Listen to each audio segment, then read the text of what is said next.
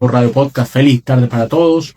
Los saludamos en la dirección de la emisora y además en los controles y coordinando la transmisión a través de las distintas plataformas, Miguel de Oliveira. Y quien habla para ustedes como todos los martes y jueves de 5 a 6 de la tarde, hora de Caracas, Venezuela, Luis Daniel Álvarez, certificado de locución 39202. E iniciamos haciendo publicidad y hablando de Policreativa Consultores.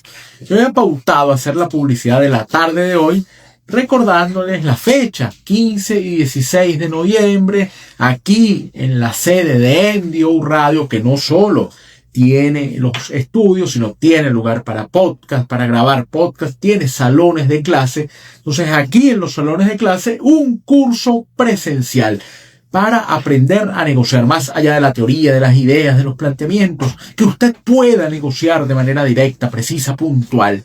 Resulta, eso estaba previsto que se los dijera hoy y se los recalco, con los mejores profesores, el perfil curricular adecuado y el aval del Centro de Extensión Profesional de Fases de la Universidad Central de Venezuela.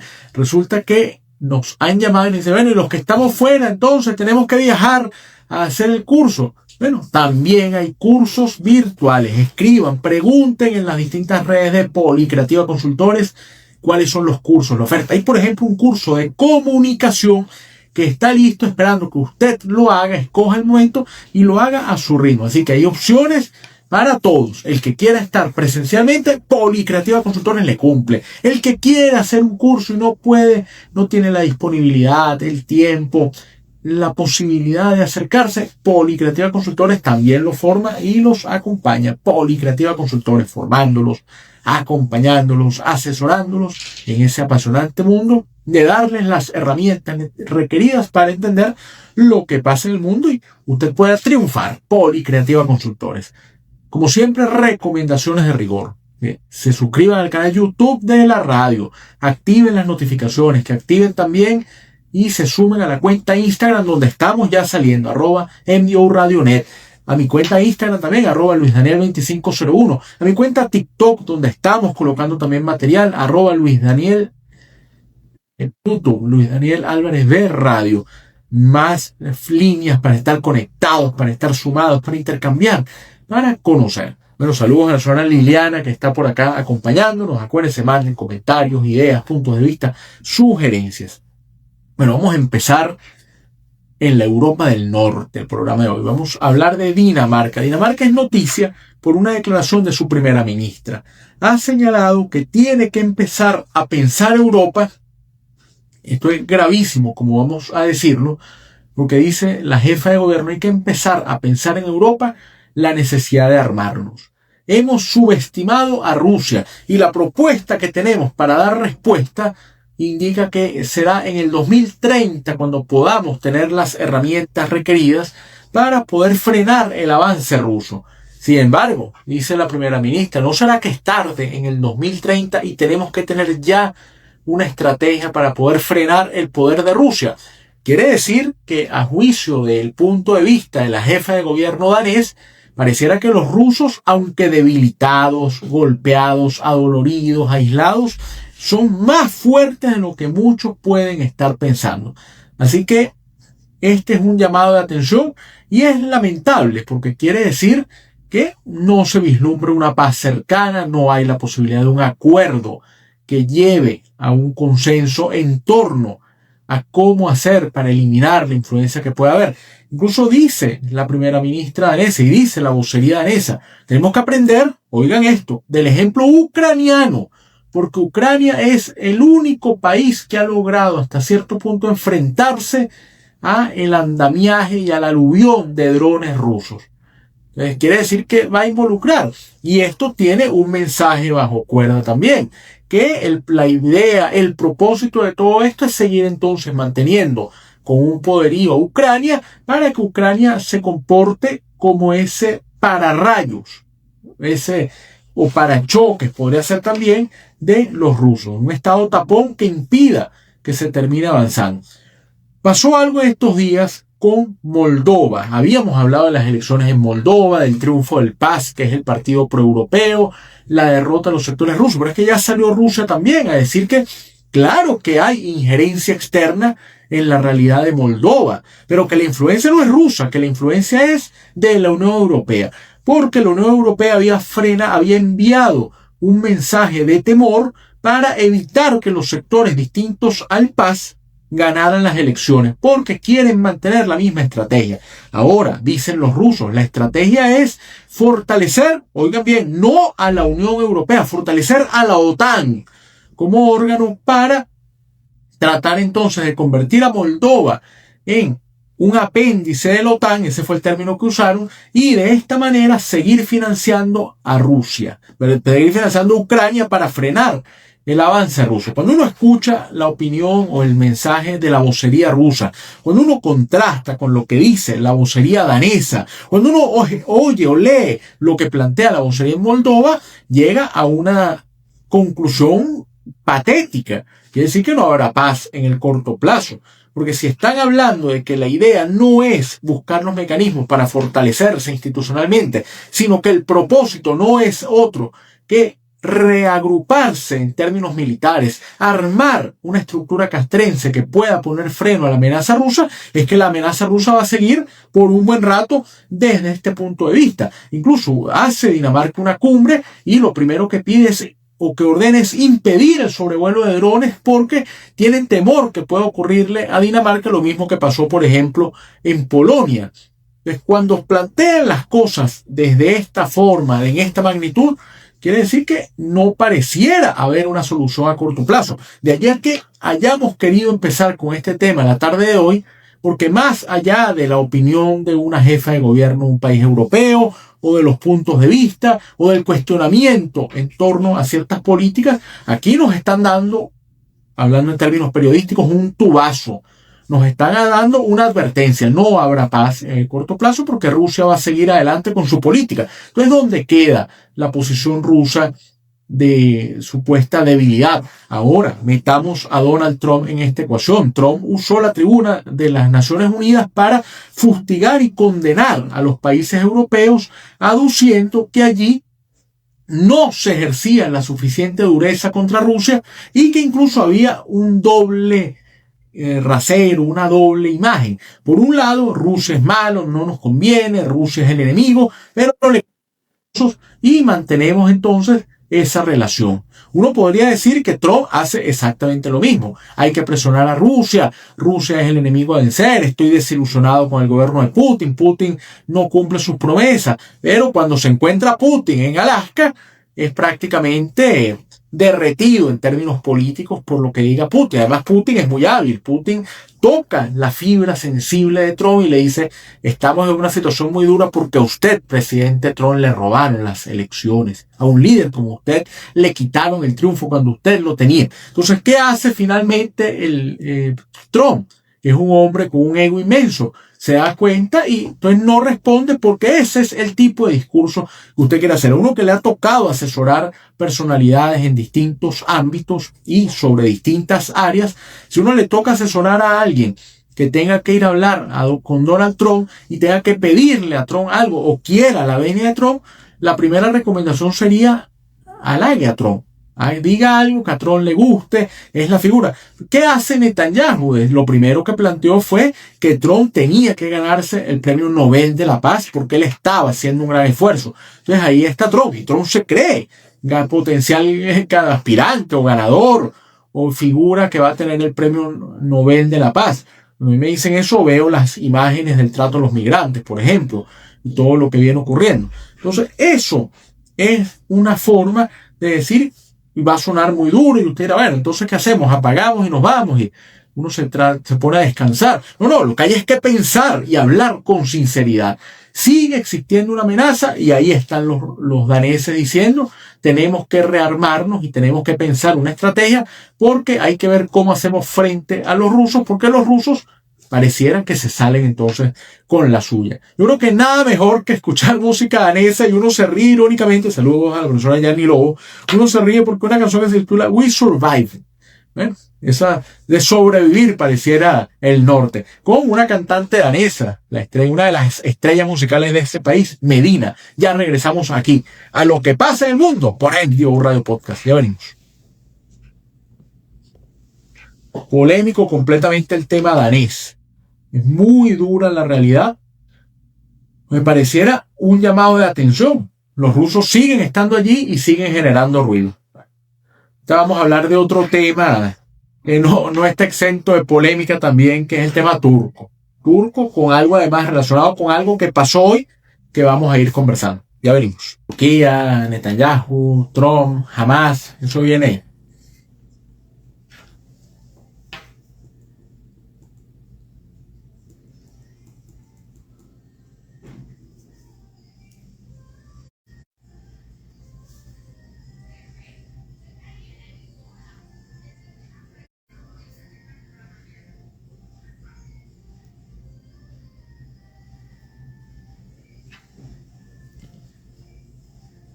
We survive, canta Medina.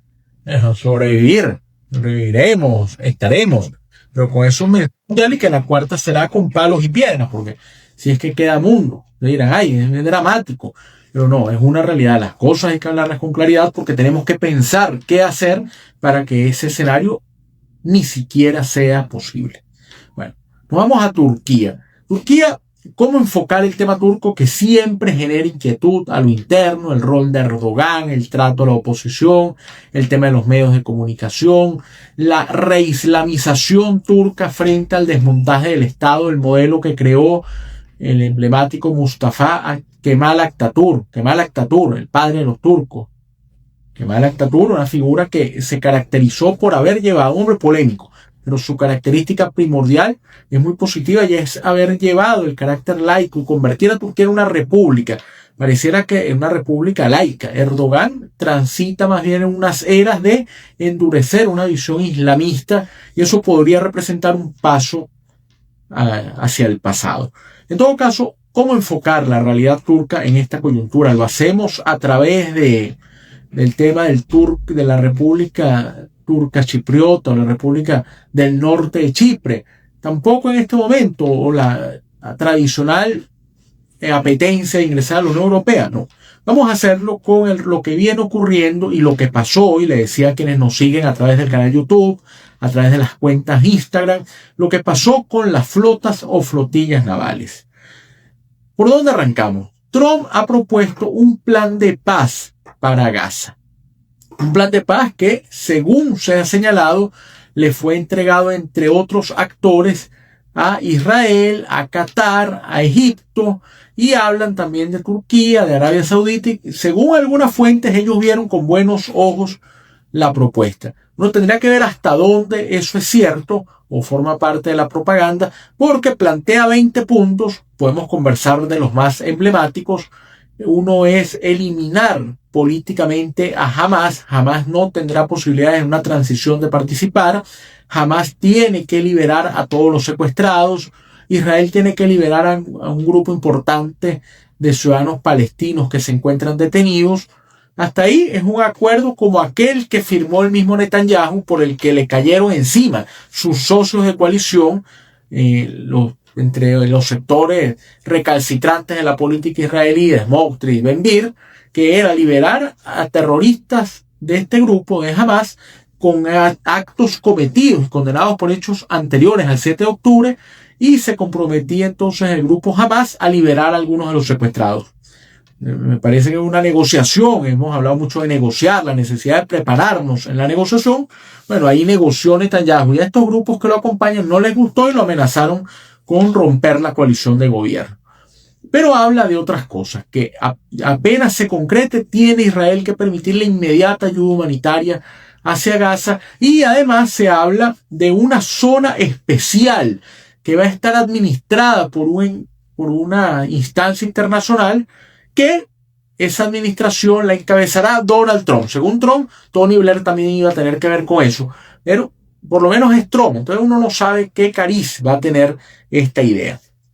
Por supuesto, es muy difícil saber si Hamas aceptará. Ya la yihad islámica dijo que no aceptaba, pero Hamas es probable que no acepte tampoco, puesto que alega o que puede perder la fuerza. Además, ¿por qué van a estar sacándola del juego? Se querrá hacer vida política, querrá tener alguna influencia. Usted dirá, bueno, es un grupo criminal. Eso no le compete a ese acuerdo hacerlo. O sea, ¿con qué poder queda Hamás para sentarse en una negociación y poder hablar? Eso hay que verlo y cuidado, se está perdiendo la oportunidad histórica de un gran acuerdo por ver las cosas de manera limitada. ¿Qué tiene eso que ver con todo aquello? Que según dijo Erdogan se reunió con Trump, por ahí hay unas imágenes, pero Erdogan dijo que valoraba la actitud de Trump respecto a la búsqueda de una salida al tema de la violencia del Medio Oriente. Sin embargo, hoy hubo noticia en la zona, porque una flota o flotilla de una cantidad importante de barcos con un número considerable de activistas intentó llegar a Gaza para llevar ayuda humanitaria. Y en aguas que no corresponden al Estado de Israel, uno dice que el término aguas internacionales no existe como tal, pero asumamos que sí. Bueno, en aguas internacionales, algunos dicen cuidado, porque puede ocurrir lo que ya pasó hace algún tiempo, que es que detuvieron a una flota donde también iba Greta, la activista en materia ambiental, en aquel momento iba una europarlamentaria, fueron detenidas en aguas de Egipto.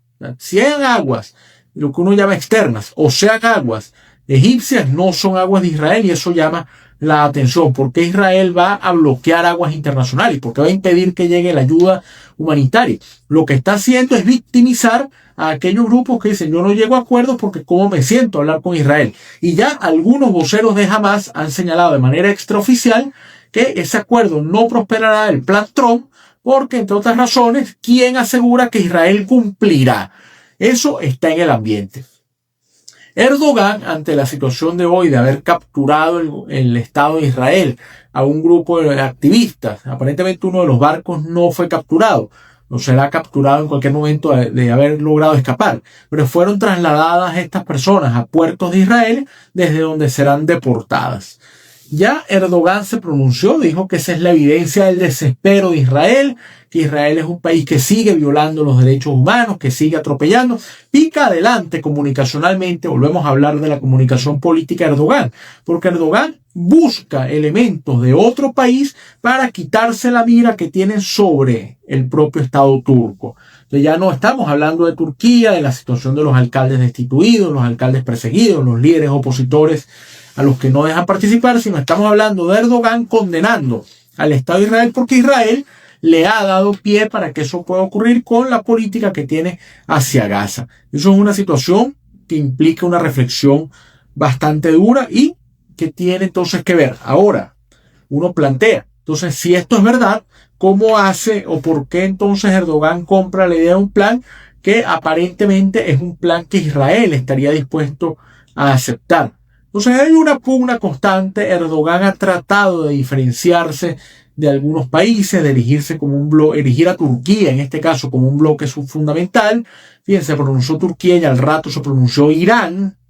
Ha habido también cierto acercamiento. Entonces una Turquía autónoma que también fija posición en la región y que hay que contar con Turquía para poder resolver el tema del Medio Oriente, como ocurrió con el tema sirio, como pasa con el tema de Palestina y como puede ocurrir incluso con el tema iraní, hasta con el tema migratorio producto de la guerra civil en Siria.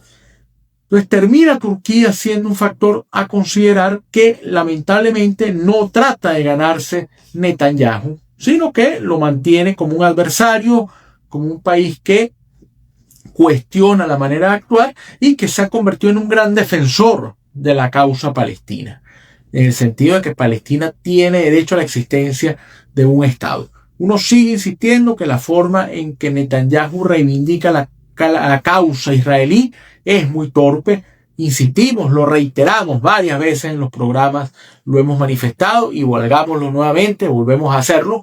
Israel tiene pleno derecho a existir, pero también tiene pleno derecho a existir Palestina. Y la manera en que Netanyahu maneja el tema de Gaza no tiene ninguna arista de entendimiento y el plan de Trump tampoco pareciera ser algo avanzado, porque además Trump ha dicho que las personas que viven en Gaza tendrían que salir y que habría que buscar que algún Estado los reciba. ¿Por qué van a tener que salir si esa es su tierra y ellos tienen derecho a estar allí? Entonces todo eso va generando un ruido y puede hacer que Turquía, que es un país que tiene capacidad de arrastrar, que tiene forma de convencer y que se comporta además en un frente bastante importante, es un país con una situación interna delicada, pero no caótica, como puede ser por ejemplo la de Yemen, trate de alguna manera de incidir y de hacer ruido. Bueno, vamos a hacer, ya que estamos hablando de Turquía, no vamos a hacer ruido porque no vamos a escuchar ruido, vamos a escuchar una canción de Ayse Hatun Önal que se llama Katakuli. Escuchamos a Ayse Hatun Önal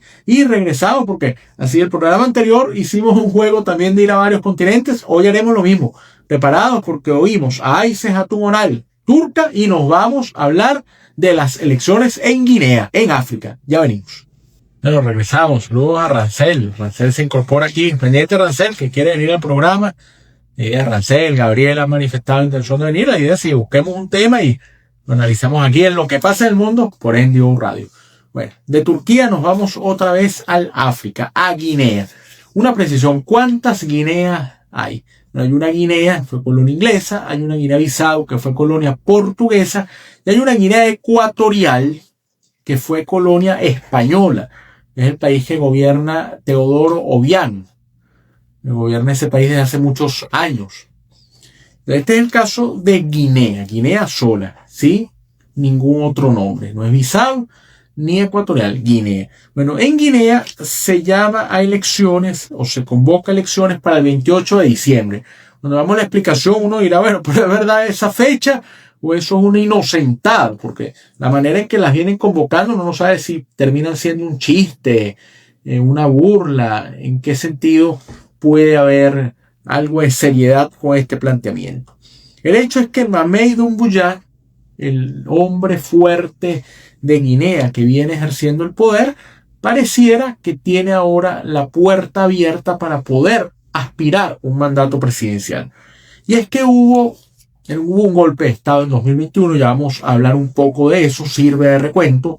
Golpe de Estado en 2021 y hubo una negociación para buscar una transición de hasta 2 años que pudiese incluso plantear unas elecciones 2022, pero no hizo nada, Mamey Doumbouya no hizo nada relacionado con la salida del poder y al contrario, a lo que llamó fue una reforma constitucional que acaba de ser aprobada.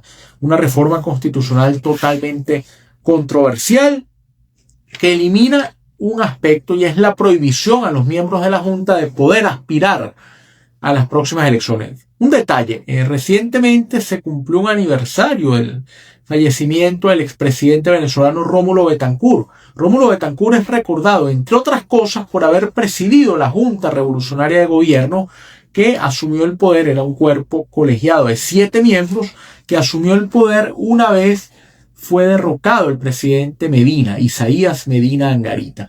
Y ese cuerpo estaba formado por 4 dirigentes de Acción Democrática, estaba además conformado por 2 militares y por un independiente. Y el decreto número 9 de octubre de 1945 estableció que ninguno de los miembros de la Junta Revolucionaria de Gobierno podía aspirar a la siguiente administración. Y eso llamó la atención de buena parte de la sociedad, no solo en Venezuela, sino en la región, porque dio la impresión de que ese grupo que había sacado a Medina del poder no tenía apetencias de quedarse, al menos con esas figuras. ¿Por qué usamos el ejemplo de Betancourt para explicar el caso contrario de Guinea? Porque esta reforma constitucional que fue aprobada elimina la imposibilidad de los miembros de la Junta de poder postularse. Es decir, tiene Mamey Doumbouya la posibilidad de presentarse a las elecciones, aunque él no ha dicho si finalmente concurrirá o no. Además de eso, alargan el periodo presidencial, ya no será de 5 años, sino de 7, y da la posibilidad de una reelección. Nos imaginamos que cuando se cumpla esa reelección, reformarán, darán opción a otra reelección, y como será una nueva constitución, suena a trabalenguas, pero tiene lógica en los países de esa naturaleza, dirán que es que tiene que volver a empezar, como hizo Bashar al-Assad, el expresidente sirio, que motivado con las protestas por detrás que pedían la salida de su gobierno, decidió reformar la constitución, establecer un periodo de 7 años con una reelección, pero alegar que en realidad, como era un nuevo texto, él tenía que empezar otra vez y podía estar hasta 14 años en el poder. Una realidad burlesca a todo dar, que pareciera lo que se va a presentar en sí a la reforma constitucional. La oposición, o lo que queda de la oposición en Guinea, dice que eso no tiene ningún tipo de lógica y que esas cifras son doctor Doumbouya, si se postulará o no a la primera magistratura. Creo que está poniéndole suspenso, pero cadenas por redes sociales con comentarios que no tienen asidero, pero que los hacen y cuando la gente, por ejemplo, de la región, allí se dieron golpes de Estado en distintos países. De repente empezaron a caer los regímenes dictatoriales de allí, pero no para avanzar en una democracia, sino para sustituir al mandamás de turno, a ese gendarme necesario, por otro actor también de fuerza. Y es lo que hemos venido diciendo, la sustitución en muchos casos de la influencia francesa en la región por una influencia más bien rusa. Rusia viene copando espacios.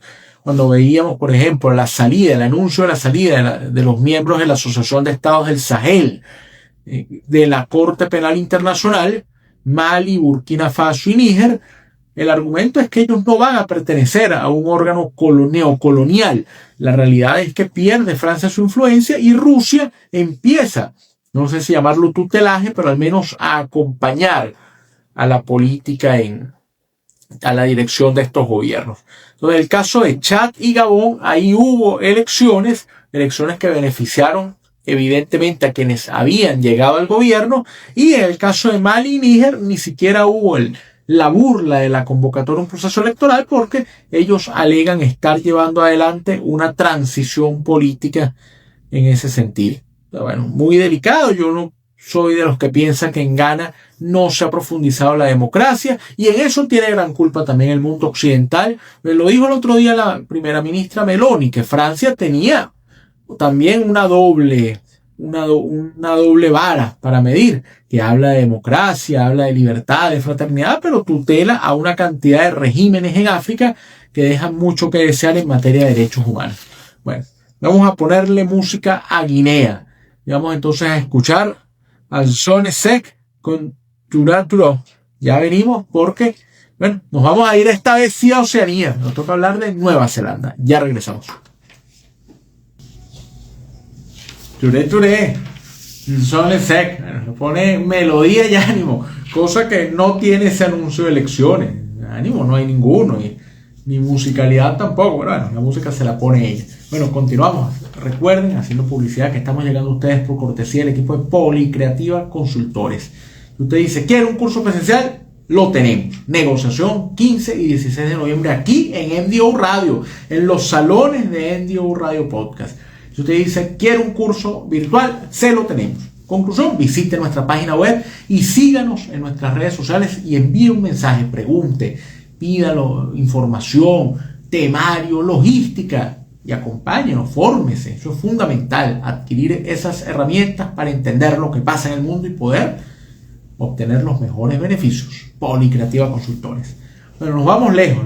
El programa anterior, la semana pasada, no, esta semana habíamos hablado de América, fuimos a Europa, estuvimos en África, fuimos a Asia, y habíamos dicho, dejamos por fuera a Oceanía. Hoy hicimos un ejercicio más o menos parecido, porque empezamos en Europa, después nos fuimos a Turquía, que tiene parte asiática y parte europea, nos fuimos a África, y hoy sí vamos a hablar algo de la política en Nueva Zelanda, pero un hecho además bastante curioso que se presenta, y su vinculación con lo diplomático más allá de lo político.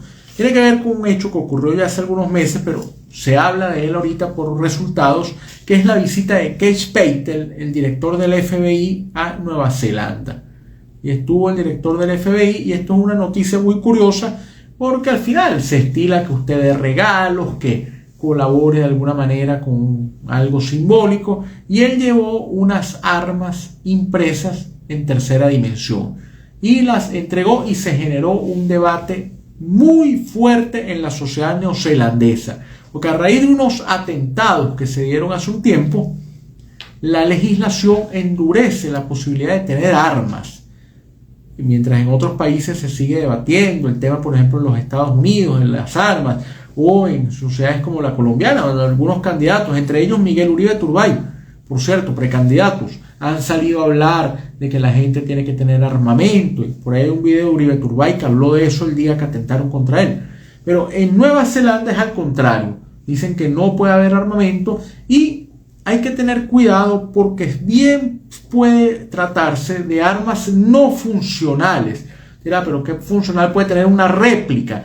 Bueno, si existe la presunción de que esa réplica puede ser manipulada y convertirla en un arma, no tiene posibilidades entonces de entrar. Entonces, las armas que donó o los regalos que dio el director del FBI van a ser destruidos o fueron destruidos porque afectan la legislación en Nueva Zelanda. Aquí uno ve, además de la curiosidad, el elemento desde una perspectiva diversa. Aquí faltó un ejercicio diplomático. Usted tiene que saber qué puede o no regalar en un determinado lugar. Si usted va para India o asesora a alguien en India y esa persona dice, bueno, yo tengo una cadena de restaurantes de carne de res, que podemos meter el restaurante en el mercado de India. Probablemente los asesores le dirán que no vale la pena porque el grueso de la población no come carne de res. El sector sí, pero el grueso no.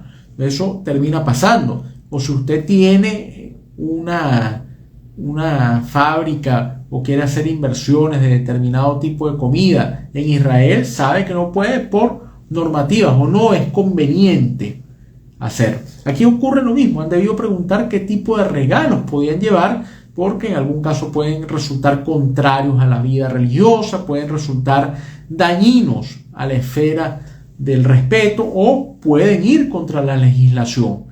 Eso termina pasando. Una falta protocolar no haber preguntado antes qué podían regalar. Los regalos no eran particulares, eran instituciones, iban a regalarle al servicio de investigaciones, también es lógico, no le va a regalar un ramo de flores o no le va a mandar una casita miniatura, un imán de nevera, un llavero.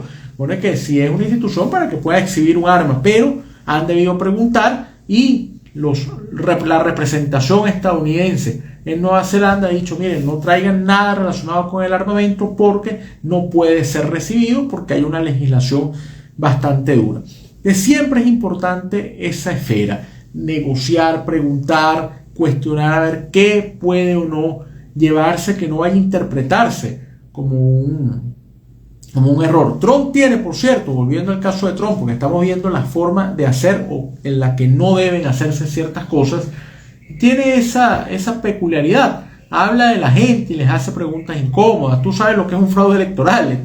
Habló de ese tema Erdogan se quedó mirando como confundido. Por la traducción no quiso ser muy cercana en qué era lo que había pasado, o como aquel, si mal no recordamos, habría que ver, me parece que fue el senador Scott, que en una conversación con el rey Juan Carlos venía de ese episodio turbulento de una cacería en Botswana, entonces que mató un león, y se supo eso porque tuvo un percance y una fractura. Entonces le repreguntaba, mire, ¿qué se siente matar un león?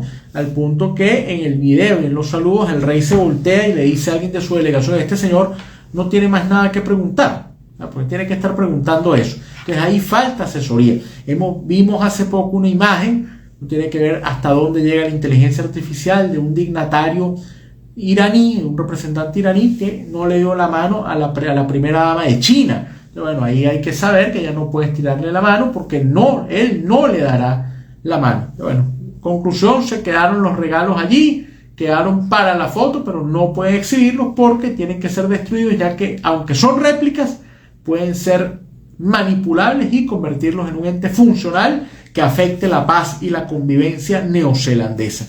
Bueno, vamos a poner música más bien de Nueva Zelanda, Brooke Ligertwood, Zoom. Y venimos con las conclusiones de nuestra emisión de hoy, 2 de octubre, en lo que pasa en el mundo por Endigo Radio Podcast. Ya venimos. Nos acompañan a través de las cuentas Instagram y de la cuenta YouTube, que países que no tienen problemas se preocupan por este tipo de cosas. ¿Cuántas naciones en el mundo no quisieran que su preocupación fuera debatir si deben o no destruir un regalo, algo simbólico que les dan, porque puede funcionalmente convertirse en un tema peligroso? En todo caso, lo que son las ironías, la preocupación, y le decía a ellos que el problema de que Spater, el director del FBI, va más allá de eso, lo podrá confluir en la idea de ser un hombre imprudente.